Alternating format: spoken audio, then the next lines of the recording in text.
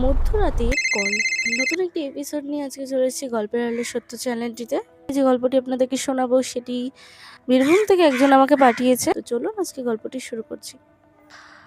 রাত তখন ঠিক 12:13। পুরো গ্রাম তখন ঘুমিয়ে, চারিদিকে শুধু ঝিঝি পোকার ডাক আর তার মাঝখানে কুকুরের কান্না। ঠিক সেই রাতে অর্ণব বলে একটি ছেলে জীবনে এমন কিছু ঘটনা ঘটেছিল যা আজ কেউ বিশ্বাস করতে পারবে না। অর্ণব ছিল একটি ছোট্ট গ্রামের ছেলে, কলেজে পড়তো। পড়াশোনার জন্য তারা প্রায় গভীর রাত পর্যন্ত জেগে থাকতো। সেদিনকে সে নিজের ঘরে বসে পড়ছিল, হঠাৎ তার মোবাইলের ফোনটি বেজে ওঠে। অর্ণব তো পুরো অবাক হয়ে গেল, কারণ স্ক্রিনের নম্বরটি দেখাচ্ছিল না, শুধু লেখা ছিল আননোন কল। সে কলটি রিসিভ করলো। হ্যালো। ওপাশ থেকে কোনো উত্তর নেই, শুধু খুব ধীরে ধীরে শ্বাস নেওয়ার শব্দ। হ্যালো, কে বলছেন?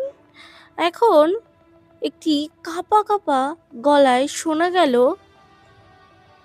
জানলার বাইরে তাকিও না। কথাটি বলে কল কেউ কেটে দিল।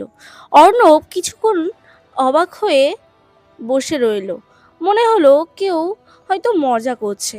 সে আবার পড়া শুরু করলো, কিন্তু কয়েক মিনিট পর আবার ফোন বাজলো, একই নম্বর থেকে কল। রিসিভ করতেই সেই কণ্ঠস্বরটি, আমি বলছিলাম জানলার বাইরে তাকিও না। এইবার অর্ণবের বুকের ভেতরটা কেমন যেন কেঁপে উঠল, কারণ তার ঘরের জানলাটা ঠিক তার পাশেই ছিল। কৌতূহল চেপে রাখতে না পেরে সে জানলার দিকে ধীরে ধীরে তাকালো। বাইরে শুধু অন্ধকার, কিছুই দেখা যাচ্ছে না। হঠাৎ জানলার ওপরে দুটি লাল চোখ ঝলঝল করে উঠল। অর্ণব চিৎকার করে পিছিয়ে গেল, কিন্তু পর মুহূর্তেই চোখ দুটি অদৃশ্য হয়ে গেল। সে দ্রুত জানলার পর্দা টেনে দিল, নিজেকে বোঝানোর চেষ্টা করলো না, ওটা নিশ্চয়ই কোনো পশু ছিল। কিন্তু ঠিক তখনই ফোনটা আবার বেজে উঠল। এইবার কণ্ঠস্বরটি আরো কাছ থেকে শোনা গেল, তুমি তাকিয়েছো? অর্ণবের শরীর ঠান্ডা হয়ে গেল। কে তুমি? কিছুক্ষণ নীরবের পর উত্তর এলো, আমি তোমার পেছনেই আছি। অর্ণব মুহূর্তেই ঘুরে তাকালো, কিন্তু ঘরে কেউ নেই। তবু তার মনে হচ্ছিল অদৃশ্য কেউ যেন তাকে দেখছে। হঠাৎ ঘরের বাতি নিভে গেল, চারিদিকে অন্ধকার। ফোনের স্ক্রিনের আলোই তখন একমাত্র ভরসা। তারপরে সে একটি মেসেজ পেল, বিছানার নিচে দেখো। অর্ণবের হাত কাঁপতে লাগলো, তার মনে হচ্ছিল বিছানার নিচে কিছু একটা আছে, কিন্তু সাহস করে সে নিচে তাকালো, কিছুই নেই। ঠিক তখনই ফোনে আরেকটি মেসেজ এলো, এখন ওপরে তাকাও। অর্ণব ধীরে ধীরে মাথা তুলল, আর সে দেখলো তা কোনো মানুষের মুখ নয়।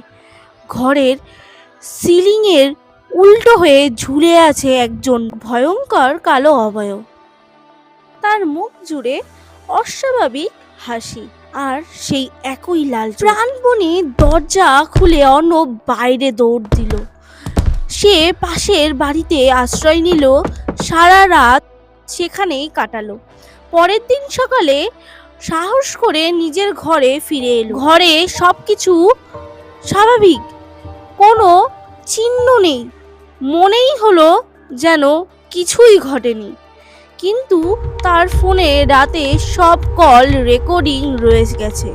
সে কল লিস্টটা খুলে দেখলো, আর তখনই তার শরীর অসাড় হয়ে গেল, কারণ যেই নাম্বারটি থেকে তাকে কল করেছিল সেটি ছিল তার নিজের নাম্বার। আরো ভয়ঙ্কর ব্যাপার হলো, কলগুলো এসেছিল 3 বছর আগে, ঠিক সেই দিন থেকে যেই দিন অর্ণবের বড় ভাই রহস্যময়ভাবে নিখোঁজ হয়ে গিয়েছিল। গ্রামের লোকেরা বলে অর্ণবের ভাই এক রাতে এমনই অজানা কল পেয়েছিল। তারপর সে জানলার বাইরে তাকিয়েছিল আর এরপর তাকে আর কখনো খুঁজে পাওয়া যায়নি।